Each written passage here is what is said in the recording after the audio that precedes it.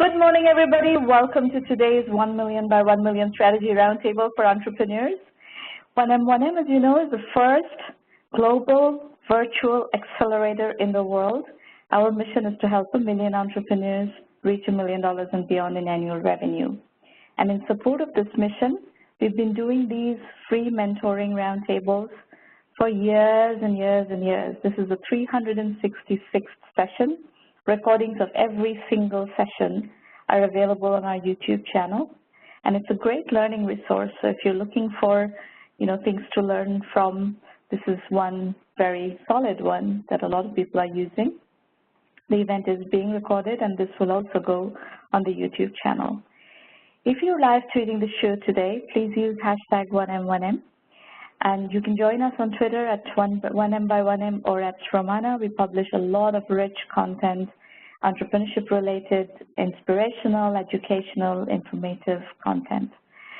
The YouTube channel is 1M1M Roundtable, so make sure you look at that. These are the call-in numbers. Now, this is a roundtable, so we want you to participate as much as possible by asking questions, weighing in on topics, etc. You can also participate by using public chat. Make sure you set your public chat to send to all participants, not to me, not to Maureen, not to the host, not to the other panelists, but to all participants, and that way everybody can look at your comments and questions and so forth. And these are the numbers for call-in. I will put them up when we are ready for you to call in, and we will do call-in Q&A as well. We're going to start today's conversation with our special guest, Stefania Mallett, CEO of ezCater. Stefania, welcome. Hi, thank you so much for having me. My pleasure. So, Stefania, let's start by your introducing yourself to our audience. Tell us about ezCater. What do you do? Let's just level set first. Sure. Thank you. ezCater is a marketplace. We're the only nationwide marketplace that allows business professionals to order catering in support of any business meeting anywhere in the country. We have online ordering. We have 1.5 million on-time ratings and reviews, particular to the catering performance of the caterers and restaurants on our website. We have 5-star customer service. It makes it so that business people can find reliable catering for a meeting anywhere in the country. And it's only B2b catering, so not B2B consumers.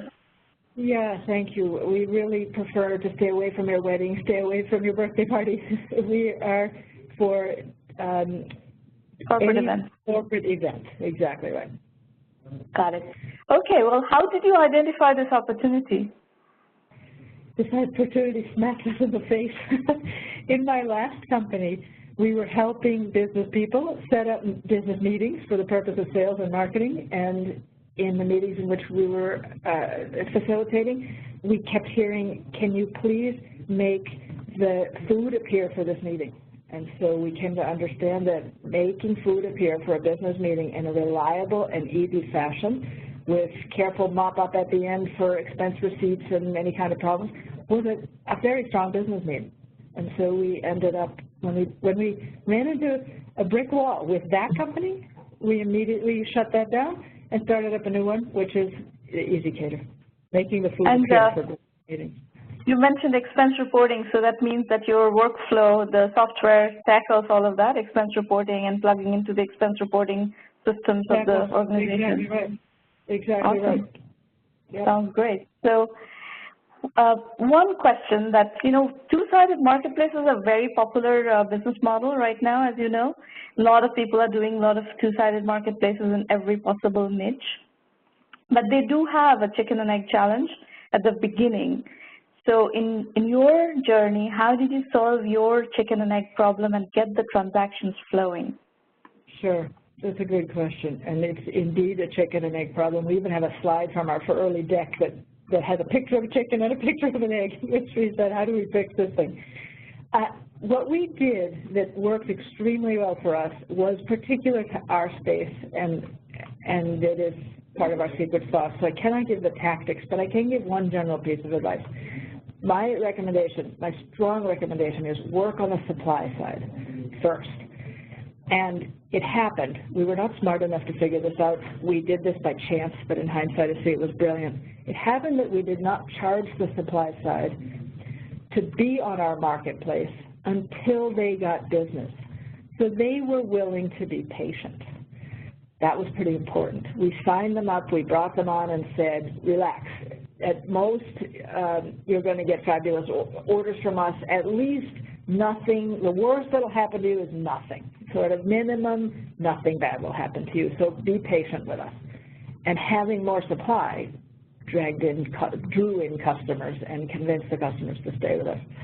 So I strongly recommend to everybody, I don't know whether you call it supply the chicken or the egg, but pick supply first, do that one first. And try to do it in a way I think the reality is that on the supply side, usually people look at these marketplaces as a marketing channel. So they get exposure, they get the possibility of business, and that is indeed the easiest side to crack in terms of getting them on the platform.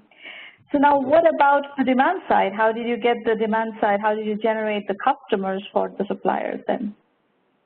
So at the beginning, mind you, this was 10 years ago. At the beginning, we did outbound email marketing, and that was because we had a good email list from our last company. That was inexpensive but slow.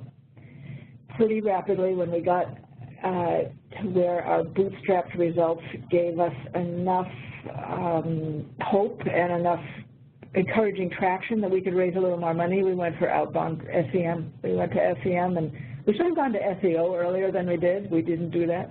We're now pushing hard on SEO, but digital marketing, digital customer acquisition using just the traditional, what's now would be called traditional, didn't exist 10 years ago, mechanisms. For us, since it's a B2B audience, LinkedIn is a good way to do it, in addition to Google and Bing, reaching out to clients, prospects that are like the clients we have. And I imagine you did it by geography, right? Where you had suppliers, you went after customers? Yes, though as quickly as possible. We had suppliers everywhere, and so that allowed us to advertise everywhere and allowed us to do digital advertising everywhere, or to do search engine marketing everywhere. Scale helps. The faster, I mean, another piece of advice to a two-sided marketplace is fake the scale until you have it. Scale. So let's talk about, you mentioned briefly about financing. Let's talk about your financing strategy. How did you finance? What were the metrics with which you raised your first financing and second financing and so forth? Sure. We bootstrapped this initially.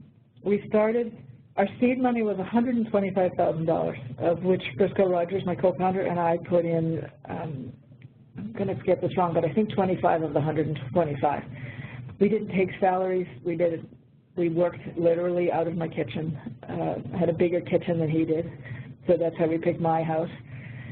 We had angels who were backing us. They had lost money and made money on one or the other of us in the past, but they believed in us as individuals.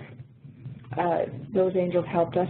Then every time we took money, we raised exactly as much money as we knew what to do with, and made a case for, we think we will accomplish XYZ with this money, and we think this is how we can put this money to work. And then we did that. We didn't always do exactly what we said, but we generally ended up with better results in some areas and not as good results in others, but by and large, putting the money to work in the way that we said it was going to be used, and showing very encouraging results with it. So that made it easier to raise the next money. But again, we never raised more money than we knew what to do with. So the $125,000 was raised on concept, or was raised on some bit of bootstrapped results already? That was raised on entirely on the come. What we did with that was we said, look, in our last company, we helped our clients for the last company. We drove 1,500 orders to other people's on-site, website ordering portals.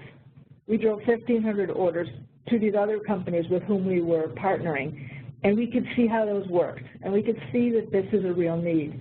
So on the strength of data that that we had facilitated, but that wasn't in our marketplace, we were able to say, give us this money to figure out if there's something real here. And you had past relationships with these people. You and your co-founder had relationships with these people who put in that money. That first set of angels, they knew us already. They believed in us. They believed in us. Makes a huge difference. Helps a lot. But I'll tell you, every one of them, there was a moment where they didn't know us, where they invested in either Briscoe or me or both of us in a previous life. So it's always the first time. You got to convince people at the beginning, and there you do that with as compelling a story as you can make, and with being the most seeming to be somebody who's worth investing in, looking like a responsible, knowledgeable, agile, driven individual. Well, I think part of the issue we are dealing with right now, and the reason I'm probing this a little bit with you, is that you know, in the last 5 years, especially, I would say in the last decade, but definitely more in the last 5 years, seed investment has moved upstream. So people are looking for validated businesses before they're willing to put in money. If you're a first-time entrepreneur, if you have credibility with investors and they're willing to let you do a lot, give you a lot more leeway. But for the vast majority of entrepreneurs who are doing it for the first time, they have to kind of prove their concept before people are willing to put in money. That's why I was asking you what were the metrics in the beginning. So that was the first angel round. What happens after this? What is the next major milestone for raising money, and what metrics did you have at that point? May I add something to the point you were just making before, and then I will answer your next question? Of course. I think I've been doing this long enough that I've heard many times people say, well, you have to have a really good, be fully proven before you can raise money, and how do you, I've heard that many times. I don't actually know what the statistics say. You're probably right that it's more difficult than it was, but I just don't know what the stats are. I can say this, though. If you can demonstrate that you can get passionate followers, do it with an envelope, with the back of an envelope, do it on the back of a napkin, do it with the most ugly, built-in, some stupid tool that your 14-year-old helps you with, prototype. If you can show passionate followers, then you can probably, that will help you hugely in getting to your first round of investment. Even if it's only a couple of people, if there's real passion there, that will help a lot. So let's go to your journey here. Yeah, so then every time we had spent the money and seen the results, and seeing more passion, and seeing more uptake, and seeing more validation of our initial results or initial hypotheses, then we went out and raised some more money. And we discovered our investors would say their history has been, if something looks like it's working, we'll put more money in. So when we were able to... Can you get a bit more specific on, like, what was the next round of financing, and what were the metrics of that round? Sure. So the round after the 125,000 was, I think, a whopping 67,000, because we were still working on their belief in us. We did not yet have enough results to believe in the business, and so we took the 67,000. So the extended seed. Yeah, it was extended seed, and with that, then we were able to show some really passionate adoption from a small number of highly passionate users. With that, we were able to bridge ourselves to $1 million round with people who didn't know us. And the $1 million round was, we gave some sense of what we thought we would do with it, what results we thought we would get with it, and a year later went back and said, guess what, people, we did that. Can we have more? And then we raised $2 million. So let me underscore the double seed scenario also, because right now, if you look at the funding universe, the Series A gap is a very big gap. And if you just look at the numbers of what's happening out there, 70,000 angel investments, but only about 1,200 venture investments per year. So the Series A gap is a deep chasm in which a lot of companies are falling. So you may have to do double seed or triple seed, 3 rounds of seed before you are ready for Series A, because the funds that are looking to invest in Series A have moved upstream. Sure. They've raised larger and larger funds, and as a result, there are lots of companies lots of funds that are looking to invest $5 to $7 million. To do a $5 to $7 million round, you need metrics that are way beyond what used to be a traditional Series A. The good news is there are funds that have come into the business that are smaller funds, $50 to $100 million, maybe $120 million funds that are doing the $1 to $3 million or $2 to $3 million Series A. But even there, what they're looking for in terms of your proof points have become much, much more stringent. So you have to watch the Series A gap. And what Stefania is relating of her story of doing a second seed and sometimes a third seed may be what you would need to do. So be careful about equity. If you give up way too much equity right at the very beginning, then you can't do all these things, because then by the time you raise your Series A, you are diluted to like 2% of ownership in the company, and that's no good. So these are the intricacies of early stage financing. May I add something else to that? We also, when we went to the $1 million round, that was still angels. It was a group of angels. Launchpad is a consortium here in Boston. There are consortia in many cities. Launchpad is apparently one of the bigger ones in the country, but it is a consortium of doctors and dentists and high-tech entrepreneurs and all kinds of individuals who together scraped together the $1 million. They also were lead in our $2 million round. Then we graduated, I think of it as we graduated from those angels to super angels. We had a couple of individuals who could write $300,000 or $400,000 checks themselves, which our results were strong enough at that point that the group of angels that we knew introduced us to these super angels. And it was only after we'd raised $6 million in 4 or 5 separate rounds that we broke into true venture. So what is the total amount of money that you have raised so far? 10 million, right? 70. 70. Yeah. Okay, let's discuss your growth strategy. What have been the key levers of growth? For us, I know this sounds silly, having more customers, but secondly, increasing the retention of those customers. We've had very strong customer retention. Let's first talk about customer acquisition, then we'll talk about retention. What is the primary customer acquisition strategy that has been scalable for you? Yeah, search engine marketing. That's our primary. Even today, I would say 90+%. I know that it's more than 90% of our customers come in through search engine marketing, and then the follow-on of that. There is word of mouth. We encourage strong word of mouth, and because people like what we do, we get that, but it all follows from the search engine marketing. Would you be willing to discuss a bit of how you calculate your search engine marketing ROI? Like, what are you willing to pay for leads?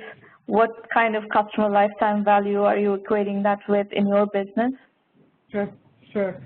So we look at all-in customer acquisition cost, which includes the cost of the total dollars we spend to the search engines, and the cost of any promotions that we might include. Buy from us your first order, you'll get $25 off, kind of thing. So we accumulate all of those costs together. We also include in the cost of our marketing department and our search engine marketing people. And we divide that by the number of customers that we have that we acquire through this to give us a customer acquisition cost. Then we look at the lifetime, the year one value. We decided it was a more conservative measure to look at year one value of bookings and revenue from these customers. At the beginning, we can only estimate it. but by now we've been around long enough that we're pretty good at estimating. And we assess the CAC, the customer acquisition cost, divided by year one bookings value. We look at those ratios, and then we look at the payback, which is a function, of course, also of our internal operating margin. The ultimate number for us is the payback period. How long does it take to make money back on this customer? Using just the year one value. We know that we keep customers for much longer than 1 year, so the year one estimate, the payback based on year one bookings is a conservative way to look at our numbers, but we do that. We have had the payback period go up and down quite dramatically. We've driven it up, we've driven it down, we've allowed it to go up, we've driven it down. At the moment, we're at about a year, and we're happy with that because we're always struggling between how hot do you run this engine, how fast do you want to go, where you're just not going to be as cautious, you're going to allow yourself to spend a lot of money to buy a lot of traffic, or do we pull back and conserve our capital and thereby last longer but grow more slowly. The balance point that we found is about a year payback, and that's where we are, and at the moment we're hovering around that. We just keep hovering there. But the truth is that your customers are multi-year customers, so the lifetime customer value is a lot higher. Yeah, we love that. We love that. So now talk about retention. So yes, the retention drives that lifetime customer value. What is the retention strategy? So for us, being national has been critical to the retention strategy because many of our customers are sales reps who have a certain territory. Since we're national, we've covered their territory, no matter what their territory is. So the company then tells them, by the way, we've extended your territory, or we've moved you from the north of the city to the south of the city. Well, you can take ezCater with you. And you then leave the company, and you go to a different company doing the same kind of job. You have a somewhat different territory, but you can take ezCater with you. Your replacement, who picks up your old territory, can use ezCater. Same if you're an admin and you're helping organize food for the management swing through all your different offices. The fact that we're national allows you as an admin anywhere in the company to use us anywhere in your company. And no matter what role you take as you move around within your company, we can still come with you. So retention is built into the reach of our product.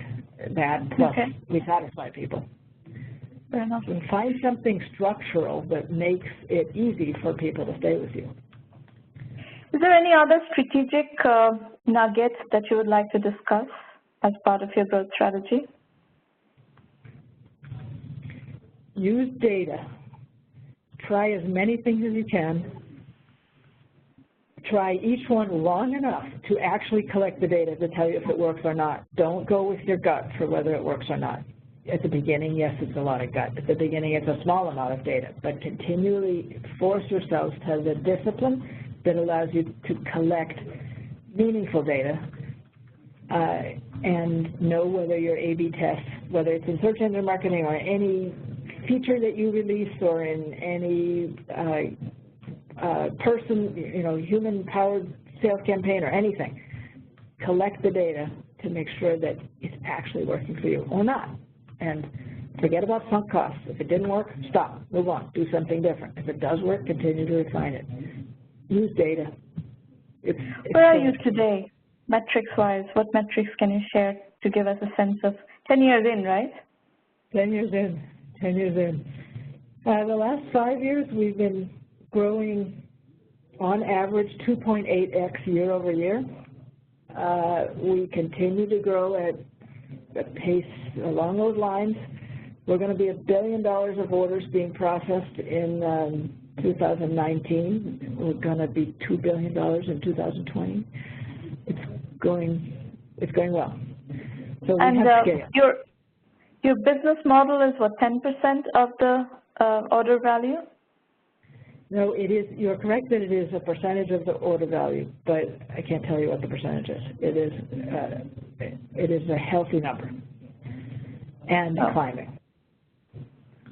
So, you know, for people who are listening, marketplace commissions range from 10 to 20, in between 10 to 20% usually. So you kind of work with that as a model. Yeah, okay. Yeah, exactly right. So last question. What is your experience being a female entrepreneur in technology or technology-enabled service?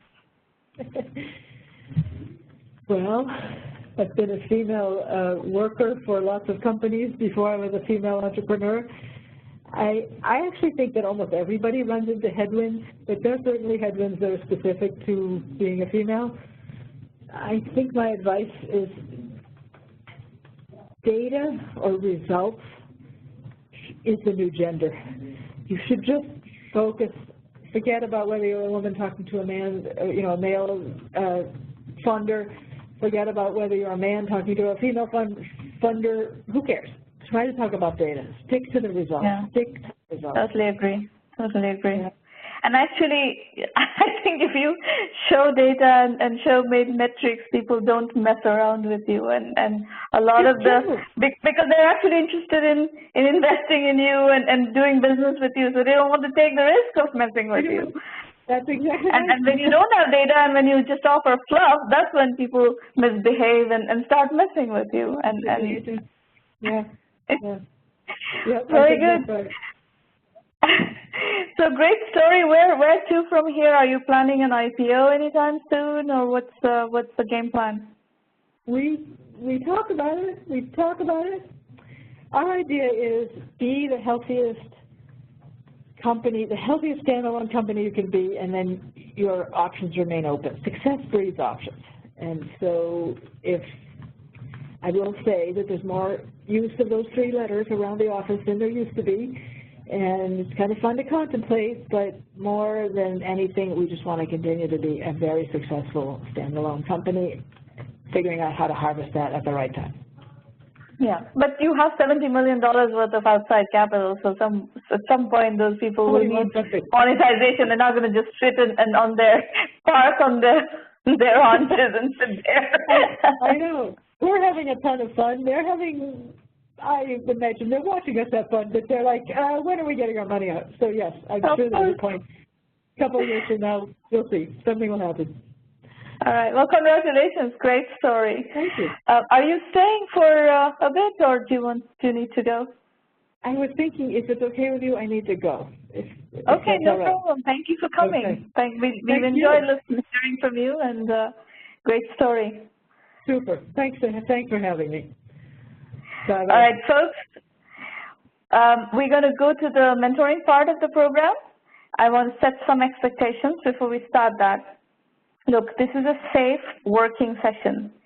You can discuss what is it that you want to discuss, what you're struggling with, what your issues are, freely, without getting nervous or anything. We have no other agenda but to help you move forward, remove your obstacles, and so forth. So we're going to have a candid discussion. We will, however, have a candid, unsugar-coated discussion.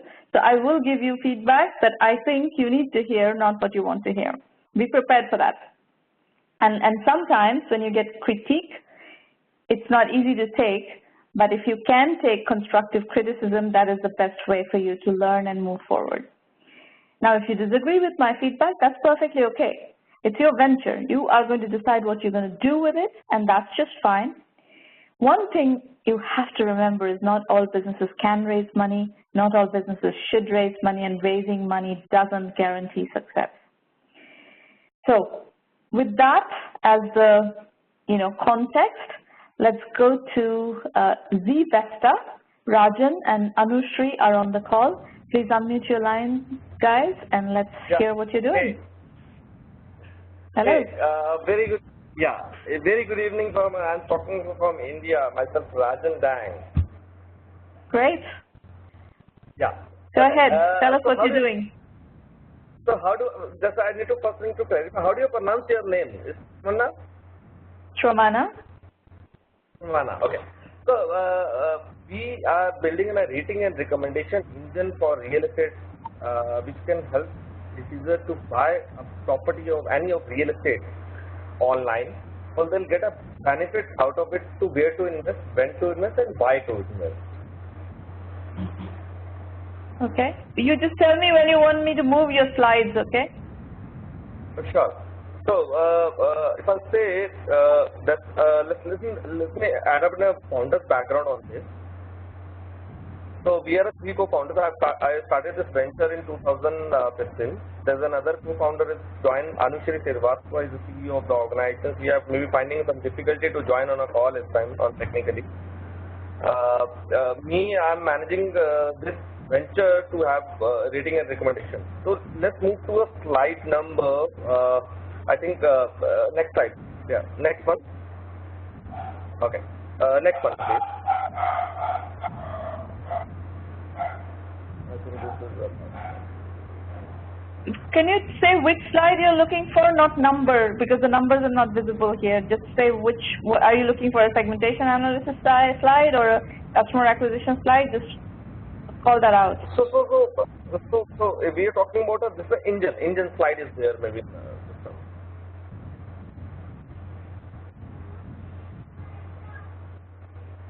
I don't know what you want, so it's very difficult for me to follow along.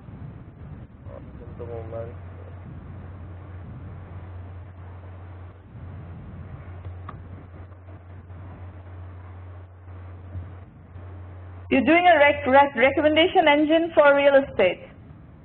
Right. Ratings and recommendation engine for real estate. Right. So whom are customers rating? Rating properties or rating agents?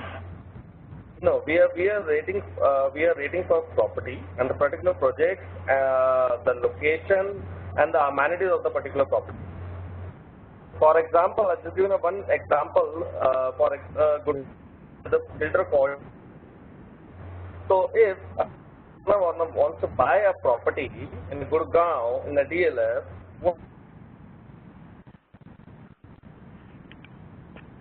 we cannot hear you. Number. You went silent for a little while. Come again? Okay. So, Stefania wants to buy a property in India in Gurgaon, which builder's name is called a DLF, right? What is the current scenario with Stefania will do? She will find out a broker number or connect it with a nearby friend or colleague who stays in this location to take a connect on the broker. Okay. But Stefania don't have any method to find out where I'm going to buy a property. Is it good for me to stay? That's one. Second, is good as an intent to buy a property, whether it's relevant for a lifetime or not. Whether it's to find a past track record commitment of builder, is the quality of construction, X by the scenario of the feedback. Now, what zVesta helps to take a decision on this, zVesta. That's one. We are taking a past track record of the builder. We will find out how many projects have been delivered DLF as of now. That's one. Is all the projects delivered on time or not? 2, 3. What is the construction quality of construction in a past project as per the user feedback who's staying on that particular property? Is it good or bad or awesome? Okay. Then now, the second criteria is the intent of the category. The DLF project has a bad swimming pool, but a good coffee shop in the premises. So there is a rating capture on a system. Okay. So the biggest question: who will rate this property? So, what is the business model of your business? Hanging on the comment. Rajan, what is the business model? Okay, so we have two type of business model here is B2b and B2C. B2b is a business model where we are going to monetize from where we have a dashboard where they can manage the inventory of the property. They can use the analytic which is developing on a zVesta platform. Third, they can consume a report with us which is required to the development of the property. basis of rating and recommendation. That's the B2B system. This is SaaS-based income. And what are the denominations? What are we talking about? What kind of pricing model are we talking about? Have you figured that out? Yes. So there is a first B2B revenue model is which is called a ERP, which is a builder ERP, which says is a start from 5 lakh INR per annum. And this is validated? You have sold this number?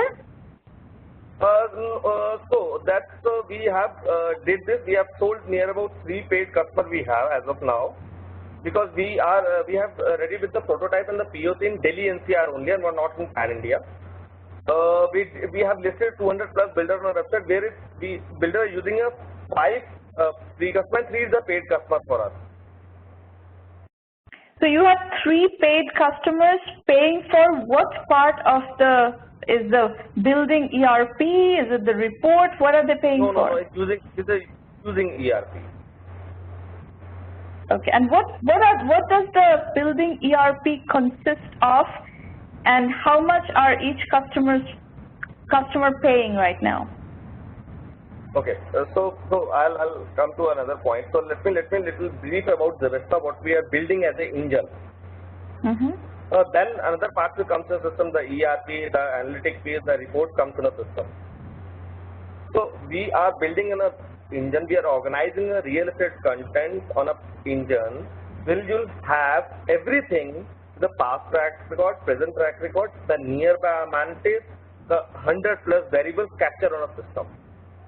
These data will have vetted by multiple end users to utilize this data. There's one way, for example, zVesta is built in a Delhi NCR. We have captured 100 builders on a platform, which along with all the amenities, how many, what's the swimming pool, badminton court, nearby location, within the premises amenities, outside of premises amenities. That's one segment. Now, in the part of engine, we are developed an ERP for a builder, wherein builder utilize all the database on a system, capture on the ERP itself. So, for example, I think some.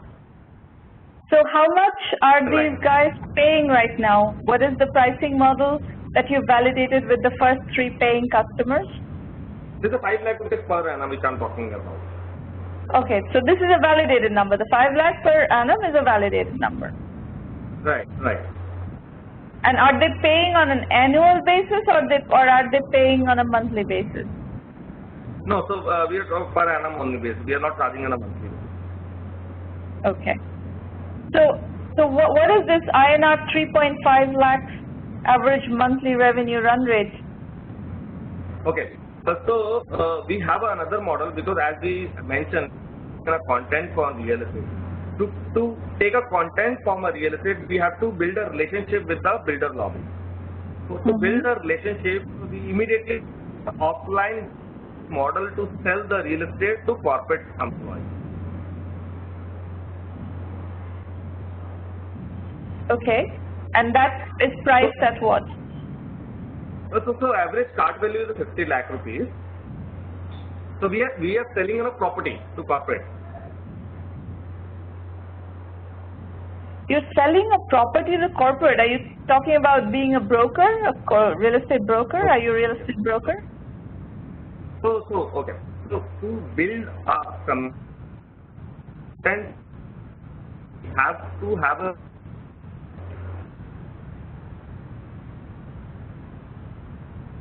corporate broker company. Your line is cutting it in and out. Am I audible now? Is it fine? Yeah, now I can hear you. Yeah. I think somewhere is a network issue. So to take a content and have a relationship with them, we immediately start a brokerage channel to sell this inventory to corporate employees. So, you know, Rajan, I'm going to give you one piece of feedback first and foremost, and I'll try to give you some more concrete feedback on the business. First and foremost, the presentation needs a lot of work. This is a very bad presentation. I feel like I have to pull teeth to understand what your business is, and that's never a good good position to be in when you're presenting something. It needs to be much clearer, much more crisp of what is the business, how do you acquire customers, how many customers do you have, it seems like you have different business models. So you have to specify what those different business models are, what part of that is validated, what are the metrics for each of those business models, validation metrics, and so on and so forth. So you have this kind of blanket number, which I don't really, which basically contradicts everything you're saying. You have 3 customers that are paying 5 lakhs per annum, but the INR 3.5 lakhs is the average monthly revenue. Arithmetically, that doesn't compute, right? So it confuses people, and it's just, it's a very messy presentation, and I don't like that at all. So you're going to need to fix the presentation. Sure. Now let's go to your question about investment. The first question, if I put my investor hat on, the first question that's on my mind is what is the total available market? And I'm talking about bottom-up total available market. Do you understand the concept of bottom-up TAM? No. Okay, so you need to understand the concept of bottom-up TAM and create a model for bottom-up TAM without looking at your bottom-up TAM analysis, both model as well as the total available market analysis number.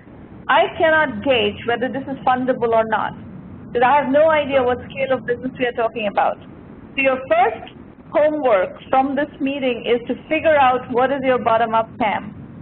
And once you figure that out, and if you need help, we'll help you figure that out, but that is your immediate next step, is to figure out what is the bottom-up TAM analysis. Okay? Sure. So, have an yeah, go ahead. Next time, do you want to understand more on detail about it? Can't hear you. Speak up. Clear up your line. I can't hear you. Am I audible now? Yeah. So, may I request you to have another time of call to have taking basic considering this feedback, will refine the PPT and the presentation, will add more detail on the discussion on that. You can only talk to me at a free public roundtable once. If you join the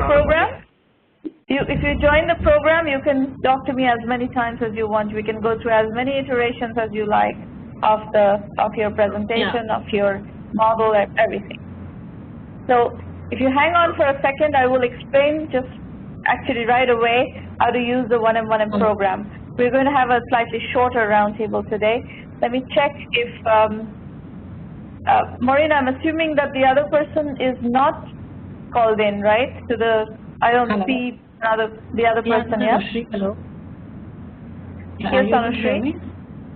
I'm so sorry. I'm able to hear you, but we just finished your presentation. Rajan just went through the presentation. Yeah, so can I do a few liners to it? I just kind of, so if you have time, maybe another 5 or 10 minutes. Go ahead. Not another 5-10 minutes. We've already spent 15 minutes on this. Yeah, so as Danngn put it, what actually are we doing? We are trying to solve the intent of buying in real estate today. Let's say you want to buy a home today, be it in the offline space and online space. How do you go about searching for a home? You have a specific intent of buying. Shamana wants to buy a home. We understood all that, and I just gave Rajan the feedback that we need a total available market analysis, which is not part of the presentation. The presentation itself has lots of problems. So if you just go, after the recording is published, if you just go and listen to the recording, you will get all the feedback that I just gave you. So we don't need to spend another 10 minutes on your story. So, Shamana, what we're saying is the addressable market, we actually cannot envisage. We know that there is real estate market. 40% is still unsold inventory of builders today. The builders' real estate market is unorganized. They don't have any technology solution to make them understand what is the target audience and what is the intent of buying they should serve to.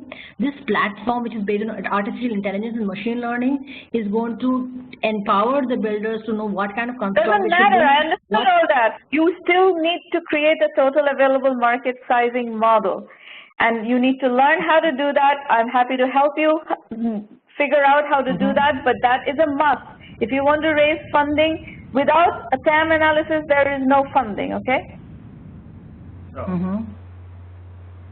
So either you learn how to do a TAM analysis or you don't raise money. That's serious. Okay. Understood? Okay. So now hang on, I'm going to explain to you how to use the 1M1M program. If you want to use it, and to other people, and then we can get back to Q&A afterwards, okay? We've already spent 20 minutes almost on this. Yes, please, please do. So folks, as you can see, I don't mince my words. I'm telling you exactly what you need and what is going to remove the next set of roadblocks that I see in your business. The presentation doesn't flow well, I will tell you the presentation doesn't flow well. Your TAM analysis is missing, I will tell you your TAM analysis is missing. If I gauge that your business is not fundable, I will tell you that. If I gauge that your business is not fundable as it currently stands, I will tell you that. And that's the kind of feedback you're going to get here. And if you are comfortable with getting constructive, real feedback that you can actually take something and analyze and address, that is the best way to move forward. So I believe that what we're doing is exactly the right thing to do. But we do know that there are people who cannot take constructive criticism or any kind of criticism. Those are not the kinds of entrepreneurs who would do well in this program. This program is based on really candid, open feedback and working together to address the issues. Like, I will take questions, by the way, from public chat in a moment. So feel free to put all your questions in public chat, and I will take them as soon as I finish this 5-minute segment explaining to you how to use the program, and then I'll get back to answering your questions. We also do not like entrepreneurs who assume that the first thing they're going to do after starting the company is raise financing and become very rich. This is kind of like an unrealistic entrepreneur. Building a business, a serious business, successful business takes a long, long time. You just heard from Stefania, 10 years, right? 10 years in, they're really a solid company, and it will probably take them still another 1 or 2 years to actually exit the company, and then people will actually monetize their investments. So that's 10 to 12 years journey. If you think that all this is going to be a 1 year, or 6 months journey that you're going to become, do something and become very rich very quickly, this is not a get-rich-quick scheme. We don't like to work with entrepreneurs like that. We want realistic entrepreneurs, hardworking entrepreneurs who are going to put in the work to learn what you do not know. And it seems like clearly in the situation that we just talked about, Rajan and Anushri, they don't really understand how to do bottom-up TAM analysis. Of course we can teach you how to do bottom-up TAM analysis. We wouldn't be successful in doing what we do for all these years without teaching people to learn what they don't know how to learn. That's what this program is all about, to teach you what you don't know. So how do you learn? Go to 1Mby1M.com. Everything, all our resources, all our learning materials are there. And here's how to navigate this. There is a blog that is free and intensely rich. By following the blog, you're going to learn a lot. You can also learn a lot through the Entrepreneur Journeys book series. This is a 12-volume book series, all case study based, 12 to 16 case studies per book, and you can learn our methodology through that as well. These roundtables happen every week. You can present at these roundtables once, no more than once. Beyond that, you're going to have to become a member.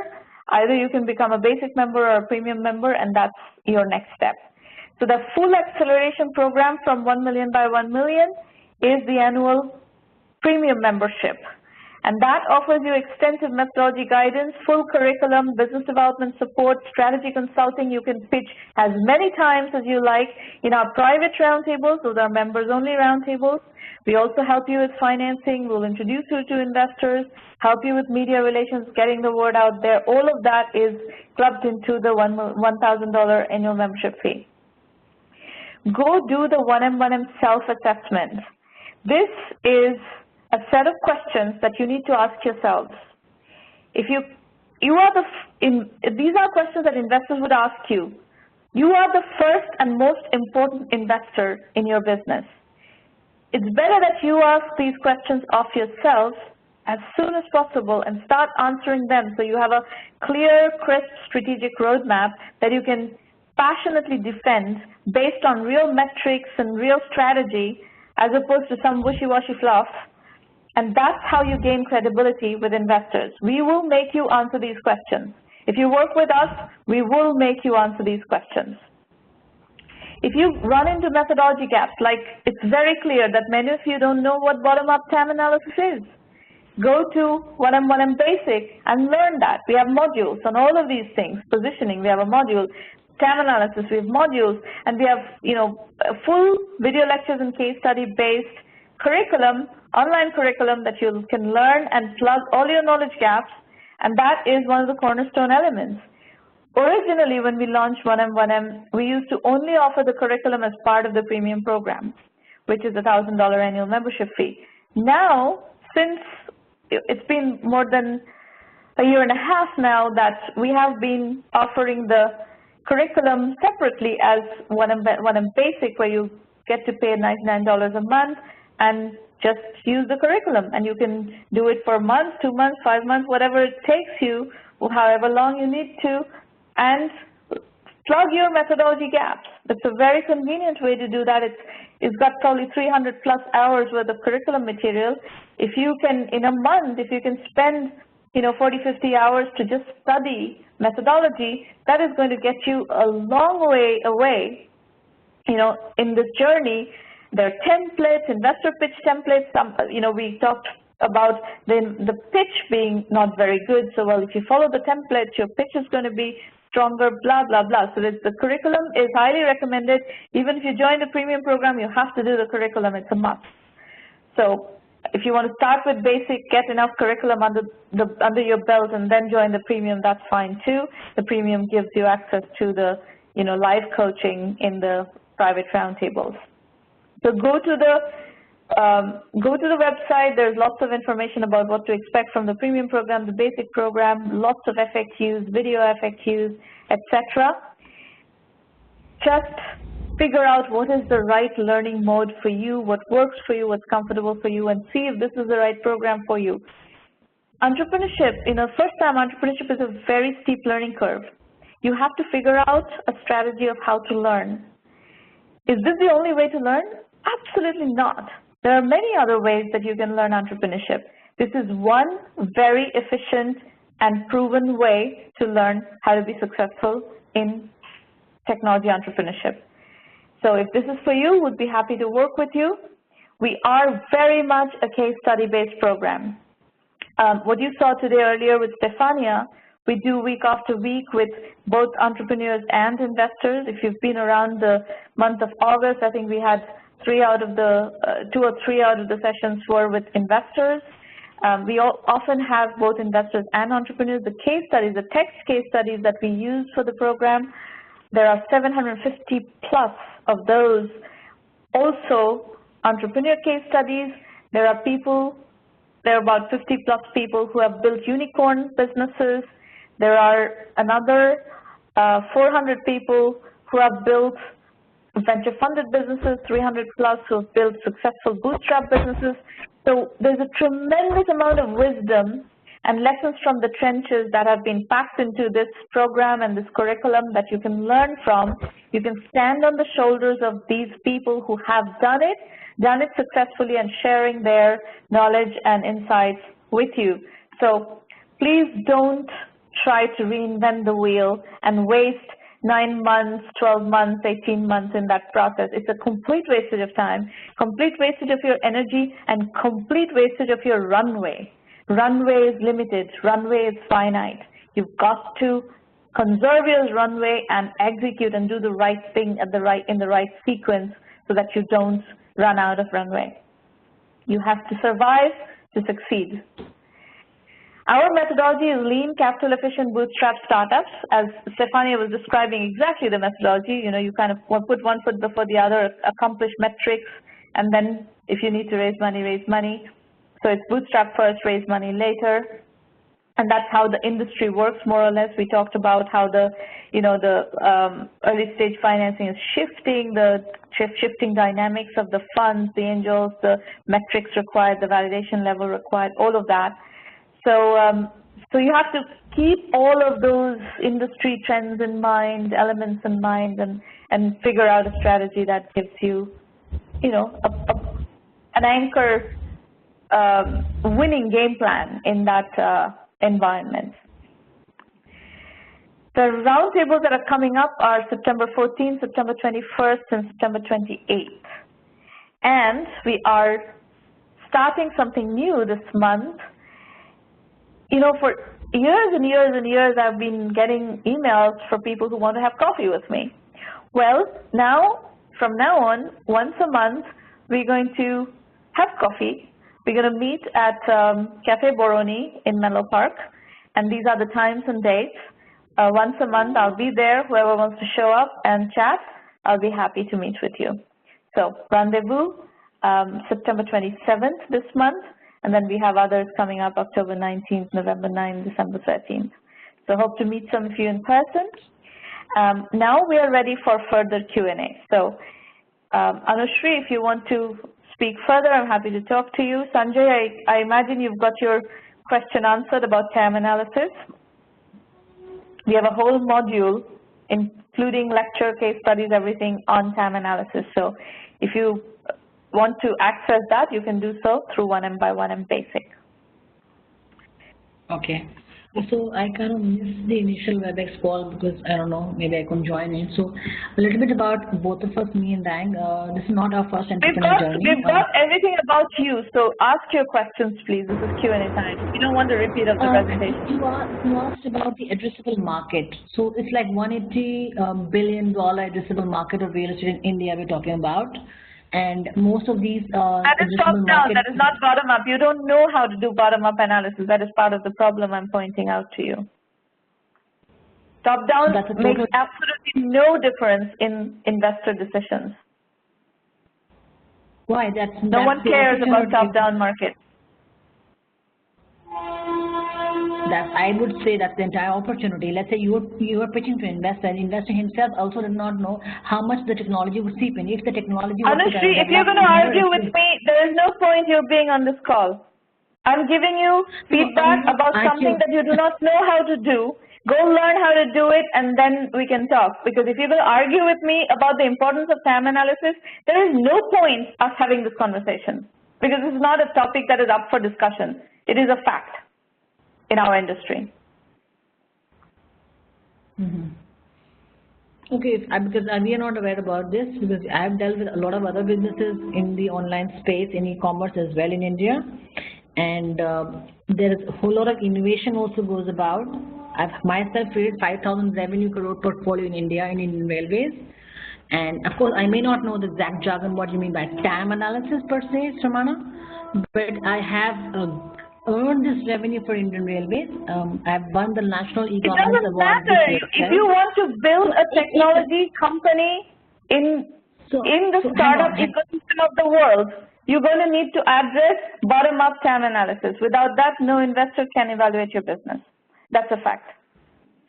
And I'm not going to repeat this. I think we're boring everybody else on the call with this argument. So, Anushri, I think we should stop you from asking questions at this point. Go listen to the WebEx recording, and we've spent already, 25 minutes on your business. We're supposed to spend 10 minutes on your business. We've spent 25 minutes on your business. That should be quite enough.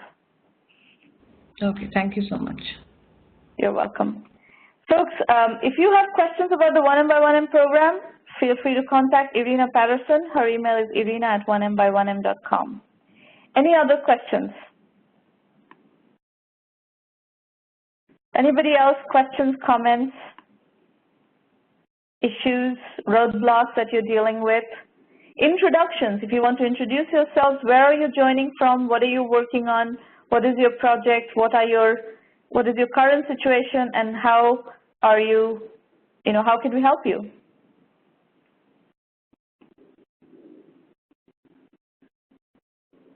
Sanjay, where are you joining from and what are you working on? You're asking about TAM analysis.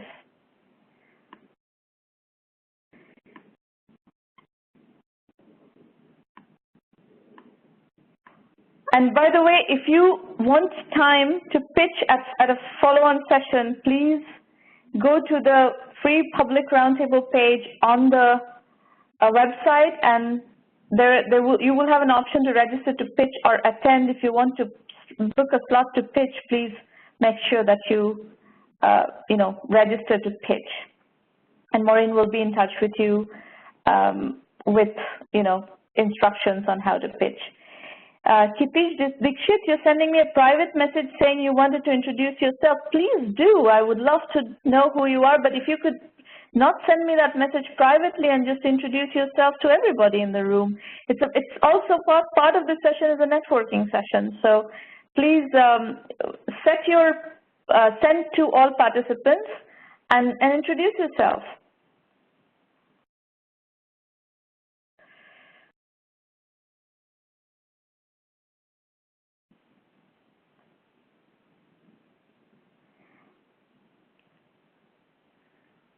You're very welcome, Rajan. Again, a private message from Rajan Danngn. You're very welcome, and everything that you want to do is doable. You're just going to have to put one foot before the other and follow the methodology of how to build a technology startup. And you're going to need to learn how to put one foot before the other.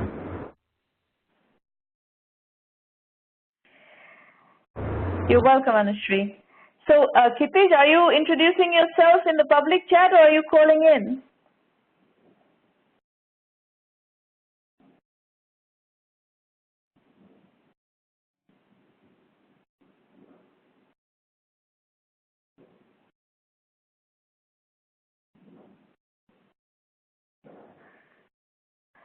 I have a private message from Kitish. Want to introduce myself, but then I can't figure out whether you are calling in, or I haven't seen your introduction in the chat either. So Kitish, please move forward with your introduction. We are waiting. Anybody else, if you want to introduce yourselves, please do. We've already been introduced to Anushree and Rajan, who have made their presentation and told us about their business. They're from Gurgaon, but there are a lot of other people in the room. If you want to introduce yourselves, please do, and then we are going to adjourn the session for today.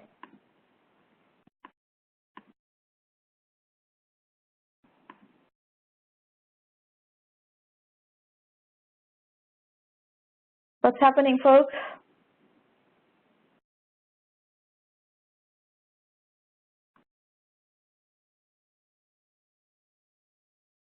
Well, if we don't hear from you further, then I'd like to adjourn the session for today and get back to work. And you guys, please register for the next session, and we'll continue the conversation, continue working on your businesses. This is a working session. This will always remain a working session, and we will get together, work on your businesses, and hope to give you insights with which you can move forward and remove the roadblocks, and you can learn. Talk to you soon, and see you next week. Bye-bye.